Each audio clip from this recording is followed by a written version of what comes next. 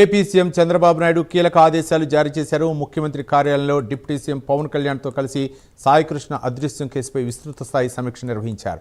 ఈ ఘటనపై ఆరోపణలు ఎదుర్కొంటున్న సీఐ నాగరాజును వెంటనే సస్పెండ్ చేయాలని పోలీసు ఉన్నతాధికారులను ఆదేశించారు. నిష్పక్షపాత దర్యాప్తునకు ఆదేశించారు. ఇక సింగపూర్ పర్యటన ముగించుకొని నేరుగా సచివాలయానికి చేరుకున్న ముఖ్యమంత్రి వెంటనే పోలీసు ఉన్నతాధికారులను పిలిపించుకున్నారు. సాయికృష్ణ అదృశ్యం కేసులోని అన్ని వివరాలను ముఖ్యమంత్రి, డిప్యూటీ సీఎం ఉన్నతాధికారులు వివరించారు.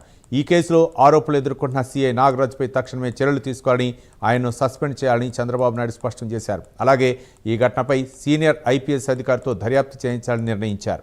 నిష్పక్షపాతంగా దర్యాప్తు జరిపి బాధ్యులైన వారిపై కఠిన చర్యలు తీసుకోవాలని సీఎం ఆదేశించారు.